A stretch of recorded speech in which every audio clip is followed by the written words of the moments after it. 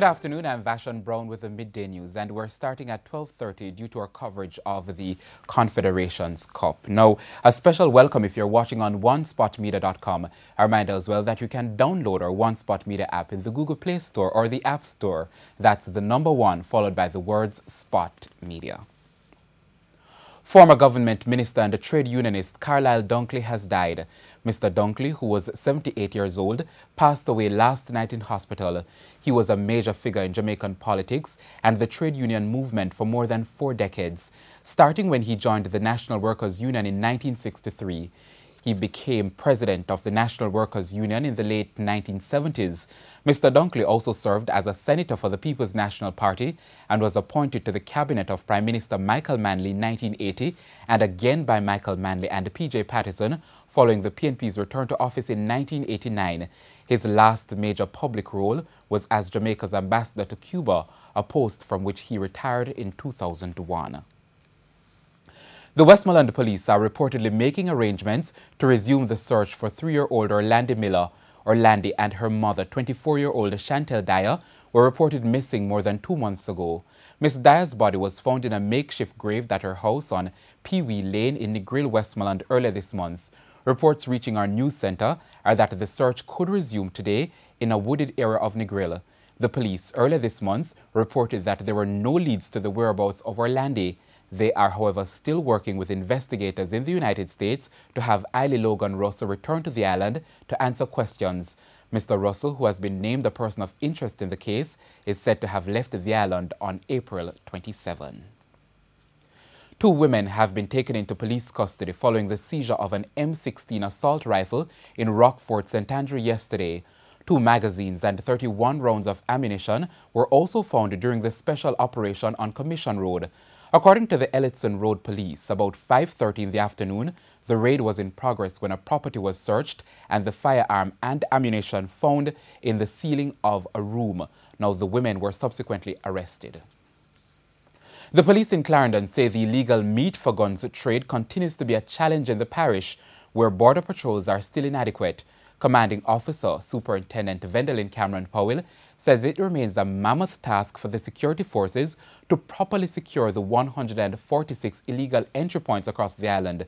She says most of those entries are in the southern part of the island and off the coast of Clarendon.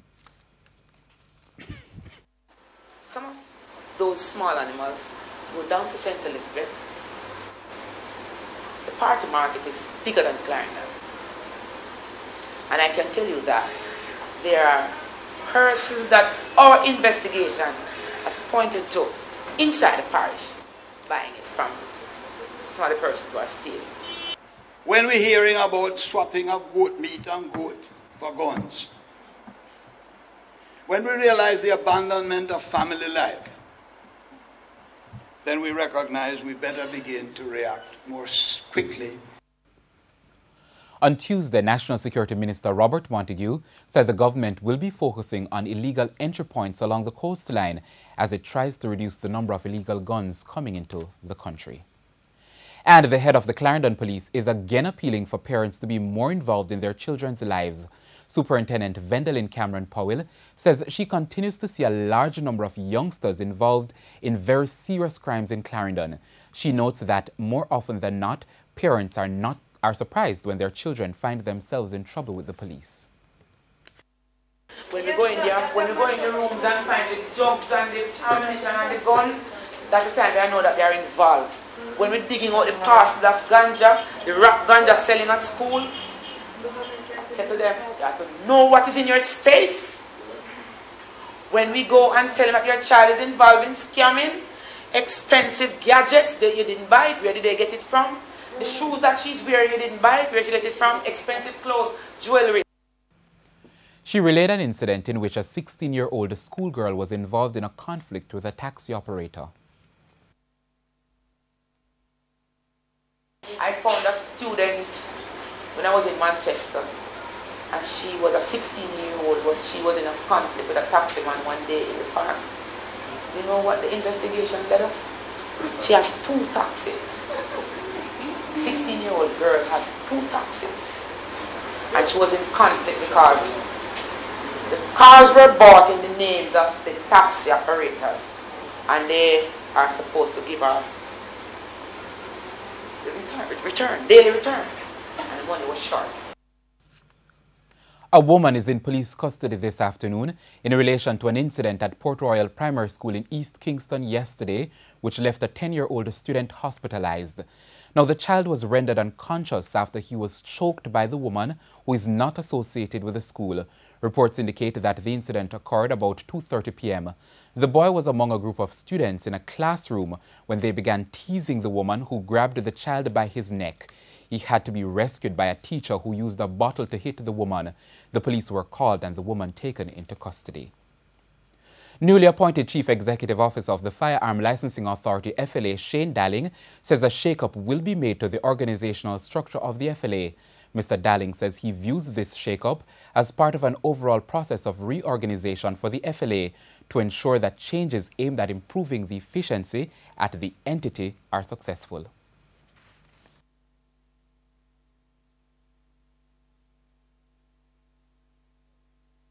There's a new proposed structure that we'll be discussing and we'll be presenting to the ministry for approval as we go forward.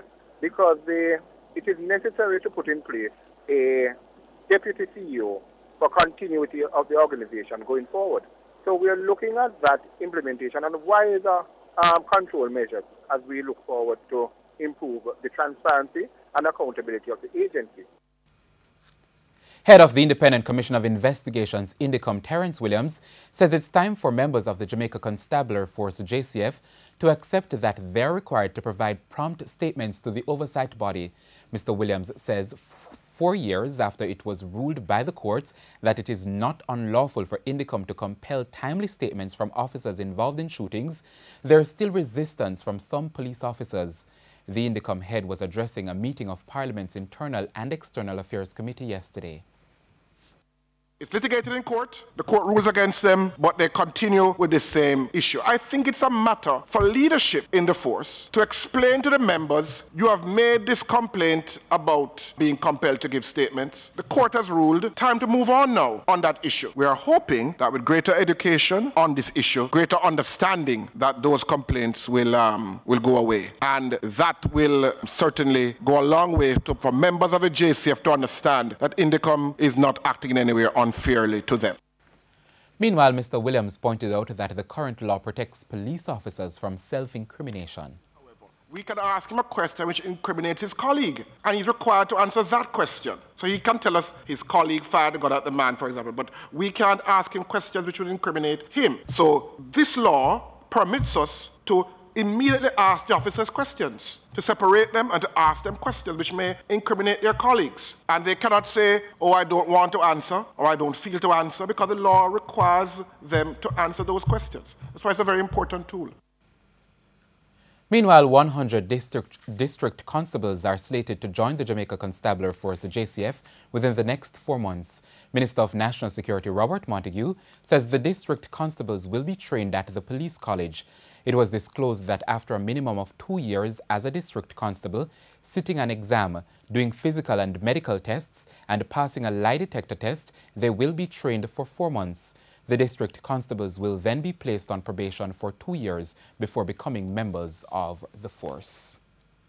An urgent appeal from residents this afternoon for the Alley Bridge in Clarendon to be closed immediately and reinforced. The police or the people say lives are at risk and are appealing for the authorities to act quickly. Otherwise, they will take matters into their own hands. Here's TVJ's Krista Campbell. The Alley Bridge in Clarendon following the last flood rains in late May, and the bridge following the heavy rains on the weekend. Residents say the structure is not only compromised by the heavy rains and the overflowing Rio Minho below, but by the many heavy units which use it daily. And motorists, many of them taxi operators, say they too use the bridge at their own peril. Right now with the pandemic can pop off with we look on the condition of the bridge. And nobody now come down here can look and say the bridge mash up and them all try help out a situation. And this main road will lead to a whole heap of community down so. They need to get the bridge fixed immediately. If they don't fix it immediately, we're gonna block it off. And we send a message to the inspector in Maypen, and the inspector advised us that this bridge was to be closed. So we don't see why people using it with people's life. Look at taxi. Look at the taxi, them fully people are driving on this bridge. It can break down anytime. The people argue that the bridge was not adequately fixed from the last rains in May. Every time when the rain come and the water come over on the bridge, it seems to be only one spot there, so wash away. The other day it wash away and them just fill it up with marl. You understand? So it's like them just have fix it for when the rain come and it wash it away, them fix it back.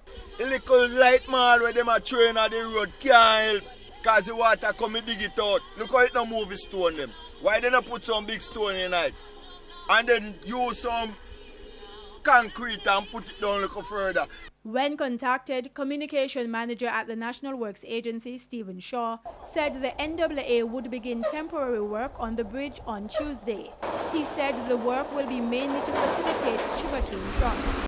Mr. Shaw noted that designs for a more permanent bridge have been completed. However, he said those plans have been put on hold to allow proper logistics to be worked out, as the corridor will have to be closed down when the work is being done to build the permanent bridge. Krista Campbell, TVJ News. And thank you, Krista. And the time now for a look at what's coming up in this evening's Health Report. In the next edition of the Health Report, we look at gout. Gout is a type of arthritis. It involves swelling of the joints. Usually it's related to an increase in what's called uric acid, and that's something that's formed when we break down certain meats or alcohol, certain foodstuffs. And essentially, it's usually more common in men than women, but women over 50 or usually after menopause do see an increase in the incidence in that group. But generally speaking, men between 30 to 50 years old, sharp pain usually in the toe.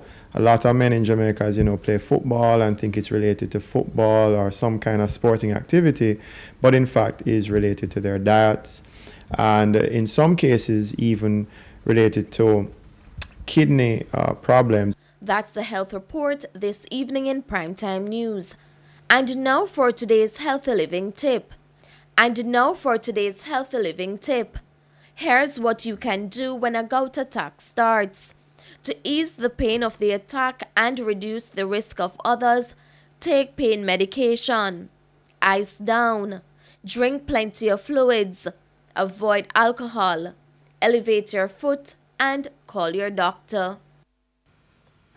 And we go now to sports. Real Madrid star Cristiano Ronaldo scored the lone goal as European champions Portugal beat Russia 1-0 in the FIFA Confederation Cup minutes ago. Ronaldo's 8th-minute strike was enough for the Portuguese, who go top of Group A with 4 points, one ahead of Russia with 3 points. Now, the second game of the group will see CONCACAF side Mexico taking on Oceania's New Zealand at 1 p.m. And the TVJ Sports Network will have live coverage of the game. And that's the Midday News. I'm Vashon Brown. Join us at 7 for a Primetime News package. On behalf of the news, sports and production teams, have a good afternoon.